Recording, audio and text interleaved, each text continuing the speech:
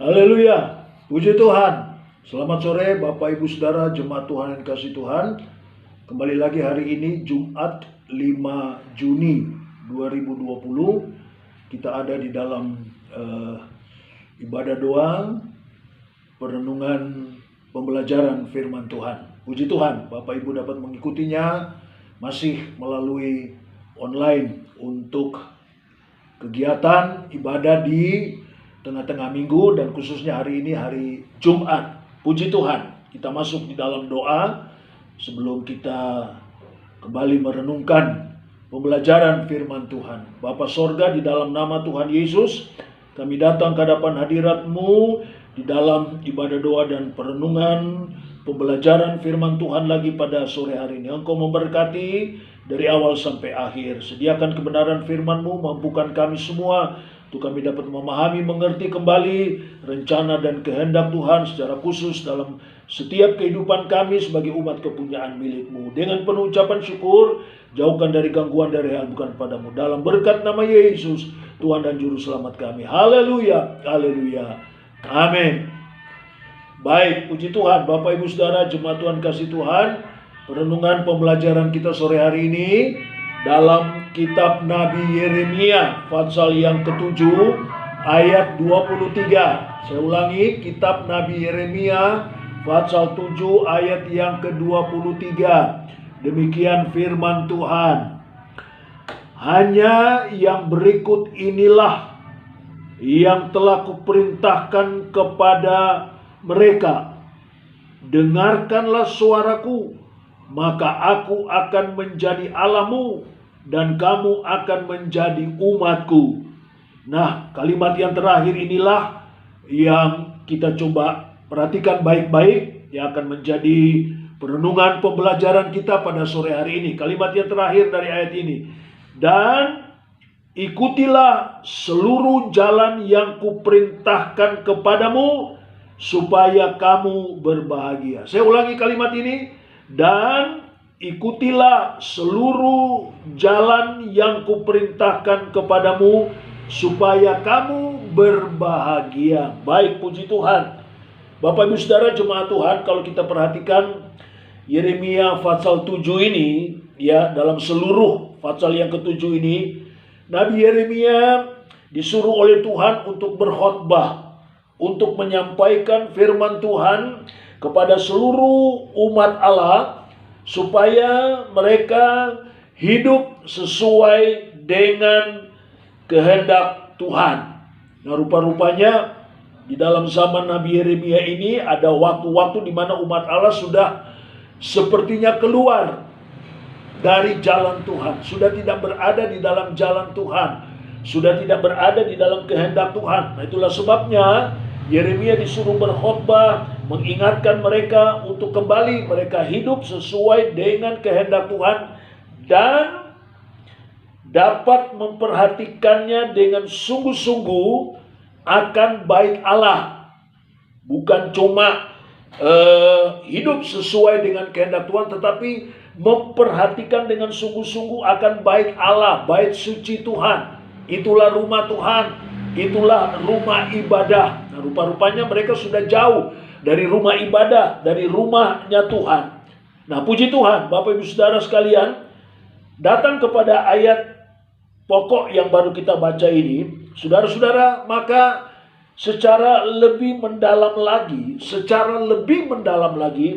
umat Allah ini dimohon supaya mereka lebih sungguh-sungguh, lebih serius. Saya ulangi, lebih sungguh-sungguh, lebih serius untuk mengikuti seluruh kebenaran firman Tuhan, supaya mereka bahagia dalam seluruh perjalanan hidup yang dihadapi dan dialaminya. Bapak Ibu Saudara Jemaat Tuhan, siapapun manusia di atas muka bumi ini tentunya sangat merindukan untuk memiliki kehidupan yang berbahagia, ya. Berbahagia dalam rumah tangga, dalam keluarga, berbahagia dalam bisnis, pekerjaan, ya, dan dalam apa saja. ya, dalam studi, sekolah, dan lain sebagainya. Ya, dalam setiap perjalanan hidup manusia ada kerinduan, ada keinginan bagaimana bisa mengalami kebahagiaan dalam hidup itu. Nah, Bapak Ibu Saudara jemaat Tuhan, kebahagiaan bukanlah suatu keadaan yang ditentukan oleh situasi tertentu. Maksudnya, kalau lagi senang berbahagia, kalau lagi diberkati berbahagia, kalau lagi tidak ada masalah baru berbahagia, ya. Jadi bukan ditentukan oleh situasi tertentu, tetapi bahagia itu adalah merupakan hasil dari sebuah keputusan yang kita ambil.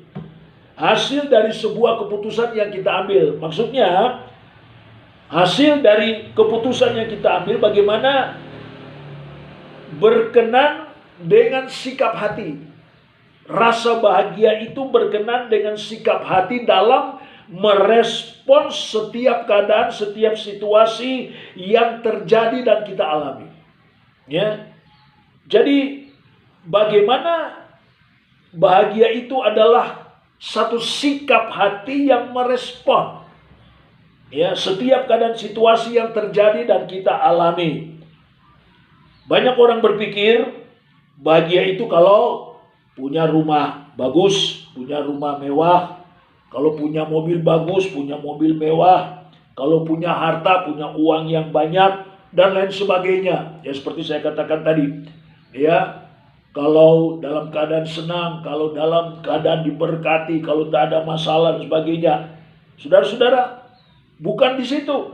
Sebab kenyataannya, faktanya kita lihat, hal-hal tersebut justru tidak dapat menjamin orang akan berbahagia. Ya, bukan karena dia memiliki rumah mewah, mobil bagus, bukan karena memiliki harta kekayaan yang banyak dan lain sebagainya, dalam keadaan senang, tidak ada masalah, lalu orang itu berbahagia dalam menjalani seluruh kehidupan ini. Bukan itu yang menjamin. Bapak Ibu Saudara, seberat apapun keadaan yang kita alami atau seburuk apapun situasi yang sedang terjadi, kita akan tetap berbahagia kalau, nah ini, seberat apapun keadaan yang kita alami dan seburuk apapun situasi yang sedang terjadi, kita akan berbahagia kalau, nah kembali kepada firman Allah, kalau kita hidup di jalannya Tuhan, seperti apa yang disampaikan kepada umat Allah. Kalau kita hidup di jalan Tuhan dan mengikuti seluruh perintah Tuhan. Hidup di jalan Tuhan, mengikuti seluruh perintah Tuhan. Nah, menunjukkan bagaimana kita hidup di dalam kebenaran firman Tuhan. Ini yang penting. Ya, untuk dapat mengalami kebahagiaan itu bagaimana kita hidup di dalam kebenaran firman Tuhan. Dalam Amsal pasalnya yang ke-8, ayatnya yang ke-32. Amsal 8 ayat yang ke-32. Di sana dikatakan, oleh sebab itu, hai anak-anak, dengarkanlah aku. Karena berbahagialah mereka yang memelihara jalan-jalanku. Berbahagia mereka yang memelihara jalan-jalanku. Dalam Mazmur, pasalnya yang pertama, ayat yang sudah begitu sangat terkenal ini. Mazmur 1 ayat 1 dan 2. Mazmur 1 ayat 1 dan 2 berkata, berbahagialah orang yang tidak berjalan menurut nasihat orang fasik, yang tidak berdiri di jalan orang berdosa, dan yang tidak duduk dalam kumpulan pencemooh, tetapi yang kesukaannya ialah Taurat Tuhan, dan yang merenungkan Taurat itu siang dan malam. Ayat-ayat ini menunjukkan, Bapak Ibu Saudara jemaat Tuhan, ya, dapat disimpulkan bagaimana kita harus berpegang teguh pada seluruh kebenaran firman Tuhan dengan hidup dalam ketaatan, kepatuhan, kesetiaan kita kepadanya. Ya, sekali lagi, Amsal dan Mazmur ini menunjukkan, ya, untuk dapat berbahagia itu bagaimana kita harus berpegang teguh kepada seluruh kebenaran firman Tuhan dengan hidup dalam ketaatan, kepatuhan, kesetiaan kita kepada Tuhan. Bapak Ibu Saudara jemaat Tuhan, kita akan kehilangan kebahagiaan kalau kita terlalu banyak mendengar suara dunia, ya, yang sering melemahkan iman kita. Yaitu, ya, kita akan kehilangan terlalu banyak mendengar suara dunia yang melemahkan iman kita. Bahkan juga kalau kita hidup di dalam dosa, ya, kita tidak akan mendapatkan kebahagiaan itu. Tetapi sebaliknya, kalau kita mendengarkan firman-Nya, melakukannya dengan sungguh-sungguh, maka kita akan menjadi kuat, ada sukacita, ada bahagia dalam setiap keadaan situasi yang kita hadapi. Ini kuncinya kebahagiaan itu. Ya, saudara-saudara, mendengarkan firman Tuhan apapun bentuknya, melakukan dengan sungguh-sungguh, ya, saudara, maka disitulah kita kuat. Disitulah ada sukacita, disitulah kebahagiaan kita. Walaupun kita harus menghadapi masalah yang sulit, yang sukar, bahkan seburuk apapun. Puji Tuhan, 2 ayat terakhir ingin saya sampaikan dalam Amsal pasalnya yang ke-8. Amsal pasal 8 ayat yang ke-34. Di sana dikatakan, berbahagialah orang yang mendengarkan daku, yang setiap hari menunggu pada pintuku, yang menjaga tiang pintu gerbangku. Berbahagialah orang yang mendengar dan melakukan, ya, dengan sungguh-sungguh. Ada kebahagiaan. Kitab Nabi Yeremia pasalnya yang ke-42. Yeremia pasalnya yang ke-42 ayatnya yang ke-6. Di sana juga ada satu nasihat. Yeremia pasal yang ke-42 ayatnya yang ke-6. Maupun baik maupun buruk, kami akan mendengarkan suara Tuhan Allah kita, yang kepadanya kamu mengutus engkau, supaya keadaan kami baik, oleh karena kami mendengarkan suara Tuhan Allah kita. Maupun baik maupun buruk. Jadi dalam situasi kondisi apapun, ya, saudara-saudara, ada satu pernyataan. Mereka katakan, kami akan mendengarkan suara Tuhan. Kenapa? Sebab supaya keadaan kami baik.